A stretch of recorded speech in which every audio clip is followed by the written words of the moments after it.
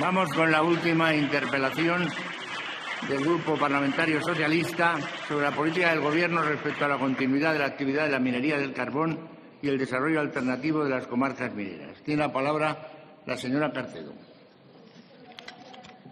Presidente, señor ministro, quiero que sepa de inicio que esta no es una iniciativa de solidaridad con los mineros, que por supuesto lo es. Esta es una iniciativa que nos compete a esta Cámara y es responsabilidad directa de su ministerio, porque no podemos acantonar este asunto como responsabilidad exclusiva de los mineros. Usted sabe, o debe de saber, que los mineros llevan más de un mes en lucha por defender un sector, pero los efectos del cierre de este sector no afectan solo a los mineros y no afectan solo a las comarcas mineras. Por más que se empeñen en desacreditar este colectivo y por más que se empeñen en presentarlos como un colectivo exótico e irreductible, que en cierta medida lo son. Este es un asunto que afecta no solamente a los mineros, al empleo de los mineros, no solamente a las comarcas mineras. Este es un asunto que afecta también, y usted lo sabe, al modelo energético español.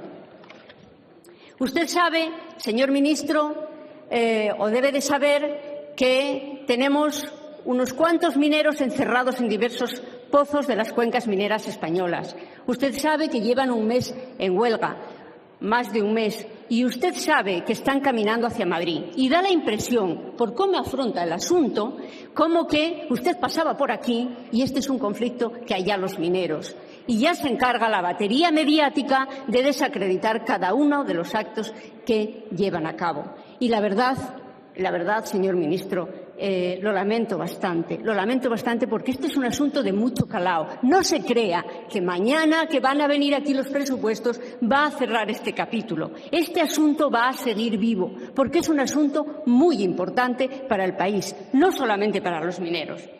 Está en juego el modelo energético, que ustedes no mencionan en nuestro modelo energético, pero que se juega mucho en las decisiones que se adopten sobre la minería. Y usted lo debe de saber.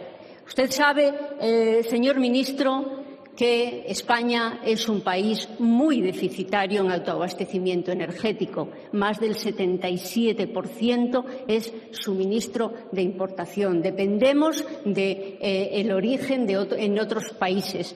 Y en el resto, en el autoabastecimiento, se incluyen las renovables y se incluye el carbón.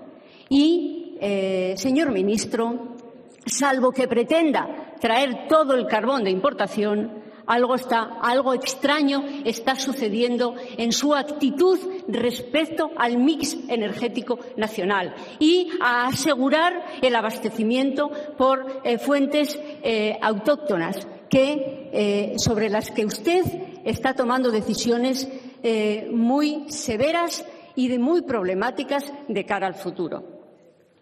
En el caso del carbón, las decisiones que adoptó, en concreto en el tratamiento presupuestario que vimos a lo largo de la tramitación de los presupuestos generales del Estado, son de abocar el sector al cierre.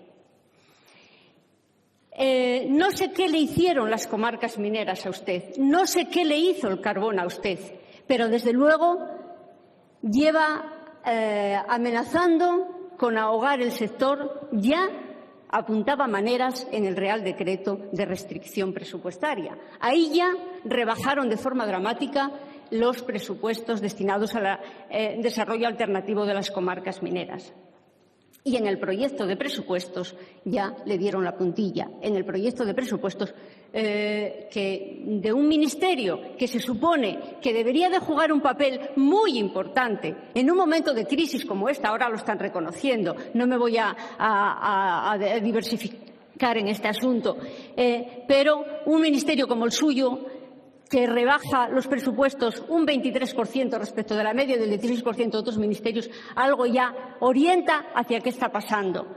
pero en el caso del Instituto del Carbón es de un 40%. Pero lo que ya es absolutamente indigerible e insostenible es que las ayudas al carbón las reduzca un 63%. Y con esa rebaja de las ayudas al carbón, señor ministro, lo que está haciendo es anticipar un requerimiento de la Unión Europea de disminución de las ayudas prevista para el 2018 a aplicarlas ya en el 2012.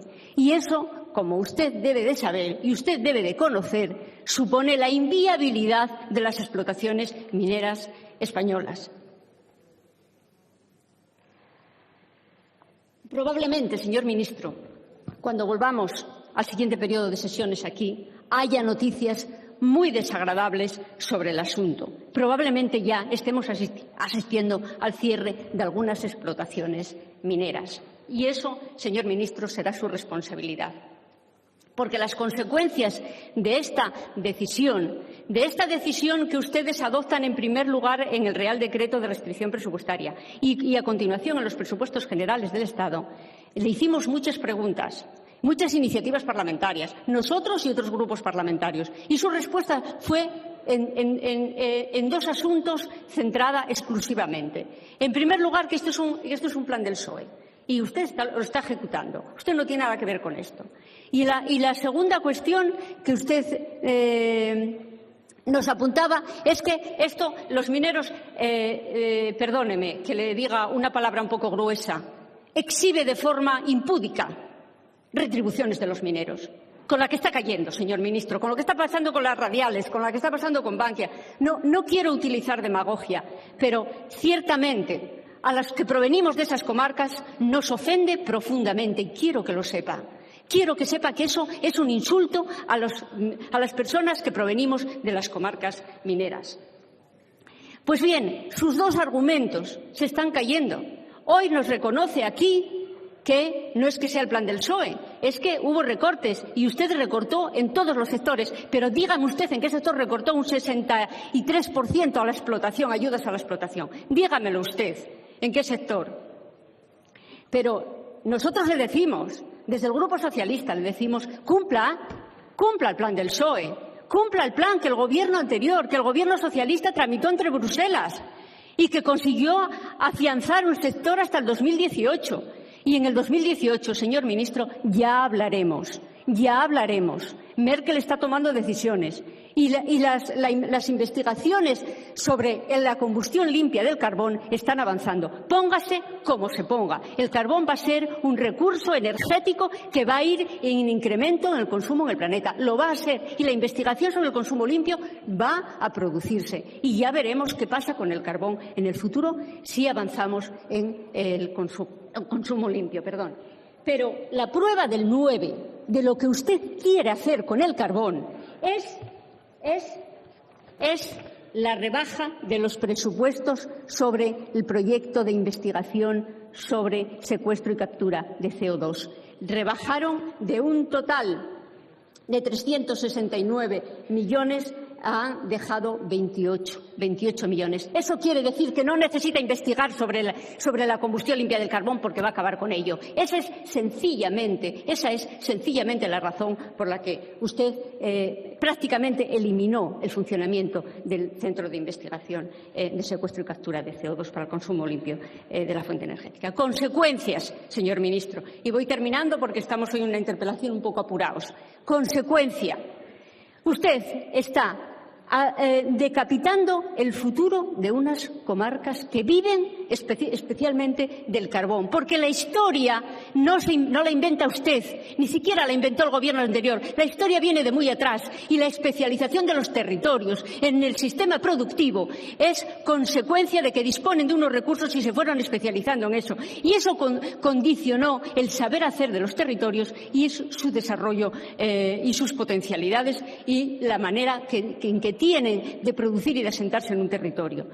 En primer lugar. En segundo lugar, está condenando al paro a 5.000 trabajadores, más o menos, directos, más multiplique usted aproximadamente por 4, según los estudios más recientes, de empleos inducidos y vinculados.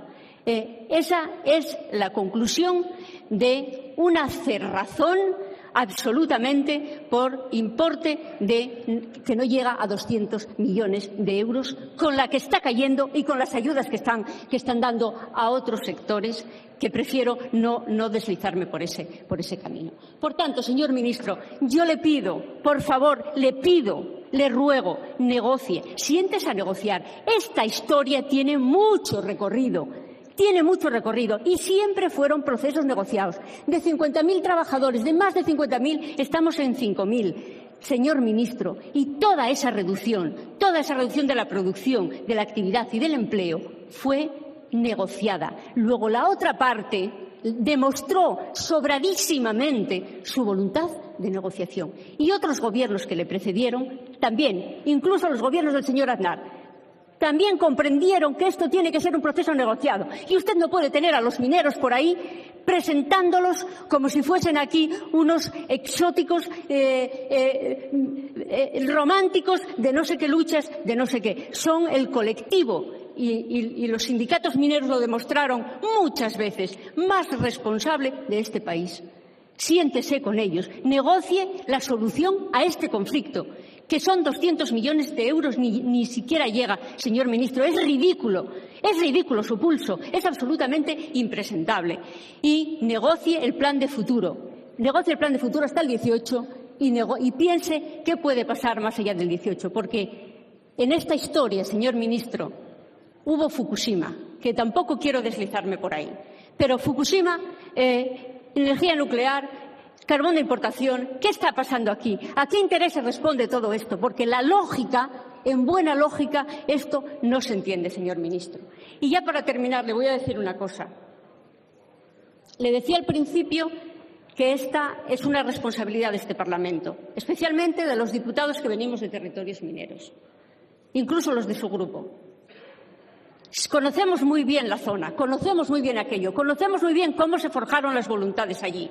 Y cuando le decía lo de irreductible, pues las condiciones tan duras en las que vivimos, nos criamos y convivimos, pues también definen el carácter. Pero somos muy serios y muy responsables y cumplimos la palabra dada. Eso téngalo usted bien claro. Pues le decía que incluso los diputados de su grupo votaron, no aquí, señora, en el Parlamento de Castilla y León, acaban de votar una moción pidiéndole que negocie y pidiéndole que resuelva el problema del carbón. Incluso el presidente de la Comunidad de Castilla y León acaba de votar en estos momentos una moción pidiéndole eso. Por favor, hágale caso, sea un poco razonable. Muchas gracias, señora Carcelo. Le agradezco cómo ha comprendido que tenía que adaptarse a su tiempo. Señor ministro.